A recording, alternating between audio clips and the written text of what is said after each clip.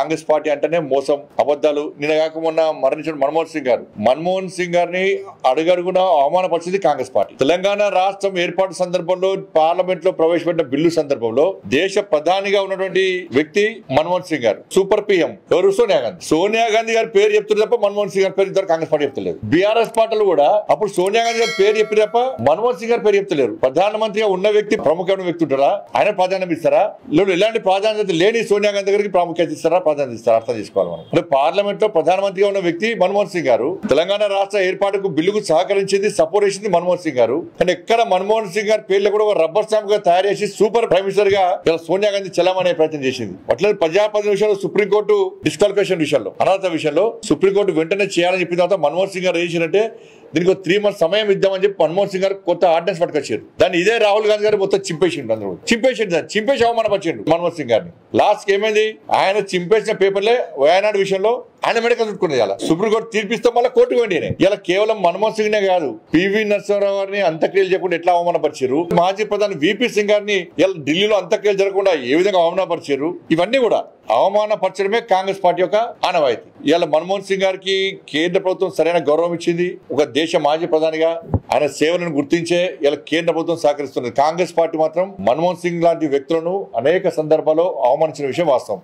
ఎవరైనా ప్రధానమంత్రి, ఆర్థిక మంత్రిగా, రిజర్వ్ బ్యాంకు గవర్నర్గా, అదేవిధంగా ఫైనాన్స్ కమిషన్ సభ్యులుగా ఇలా రకరకాల హోదాలు చేసి దేశ ప్రధానమంత్రి స్థాయికి ఎదిగిన వ్యక్తి పార్లమెంట్ ప్రజాస్వామ్యాన్ని కాపాడాలన్న ఆలోచనతోని నిరసన కార్యక్రమంలో పాల్గొని అందరి సహచార పార్లమెంట్ సభ్యులతో నిరసనలో పాల్గొనడం అనేది వారి నిరాడంబరత, వారికి ప్రజాస్వామ్యం పట్ల ఉన్న విశ్వాసం, నమ్మకానికి మనము ఆ అంశాన్ని ఉదాహరించుకోవచ్చు అధ్యక్ష. అదేవిధంగా అధ్యక్ష, డాక్టర్ మన్మోహన్ సింగ్ గారి గురించి ఈ దేశం, ముఖ్యంగా ఈ దేశంలో ఉన్న రైతాంగం ఈరోజు ఉపాధి హామీ పథకం, భూమి లేని కూలీలకు ఒక పని కల్పించాలి 100 రోజులు. ఆ 100 రోజుల పని ద్వారా పేదలకు ఆహార భద్రత కల్పించవచ్చు అన్న గొప్ప లక్ష్యంతో ఉమ్మడి రాష్ట్రంలో అనంతపూర్లో, అదేవిధంగా తెలంగాణ రాష్ట్రంలో మహబూబ్ నగర్లో ఈ కార్యక్రమాన్ని దేశానికే అంకితం చేయడం జరిగింది.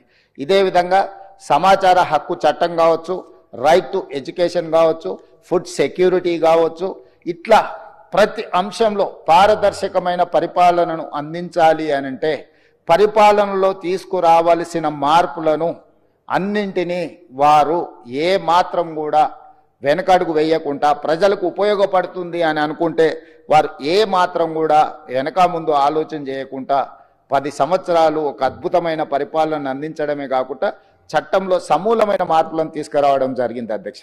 అదేవిధంగా 2013 భూసేకరణ చట్టం, గతంలో ప్రభుత్వాలు భూమి సేకరించాలన్నప్పుడు, భూమి తీసుకోవాలనుకున్నప్పుడు భూ యజమానులతో సంబంధం లేకుండానే తీసుకునే పరిస్థితులు, నష్టపరిహారం కూడా పూర్తి స్థాయిలో ఇవ్వక అన్యాయం జరుగుతున్న సమయంలో 1894 దాదాపుగా 113 సంవత్సరాలు భూసేకరణ చట్టం ఒకే విధంగా కొనసాగింది. బ్రిటిషర్స్ ఏర్పాటు చేసిన భూసేకరణ చట్టం స్వతంత్రం వచ్చినాక కూడా దాదాపుగా 6.5 దశాబ్దాలు అదే చట్టాన్ని కొనసాగించిన.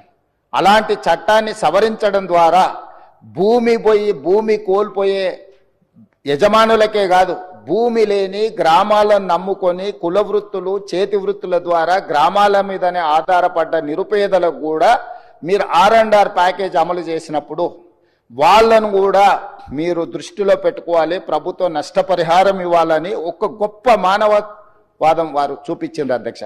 ఎందుకంటే భూసేకరణ చట్టం గ్రామాలు ముంపుకు గురైనప్పుడు గ్రామంలో ఉండే భూ యజమానులకు లేదా ఆస్తులున్న వాళ్లకు మాత్రమే నష్టపరిహారం వచ్చేది.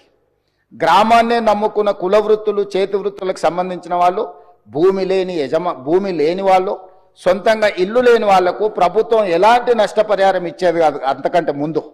కానీ డాక్టర్ మన్మోహన్ సింగ్ గారు తీసుకొచ్చిన 2013 భూసేకరణ చట్టం ద్వారా గ్రామాలలో ఉన్న, ముంపుకు గురైతున్న గ్రామాలలో ఉన్న నిరుపేదలు ఎవరైతే ఉన్నారో కుల వృత్తులను, చేతి వృత్తులను నమ్ముకున్న వాళ్ళకు కూడా ఖచ్చితంగా ప్రభుత్వం సహాయం అందించాలి. గ్రామమే మునిగినప్పుడు, గ్రామం మీద ఆధారపడి బతుకుతున్న వాళ్ళు నిరాశ్రయులు అన్నప్పుడు ఎక్కడికి వెళ్ళాలనో, ఎక్కడ బ్రతకాలనో తెలియని పరిస్థితి.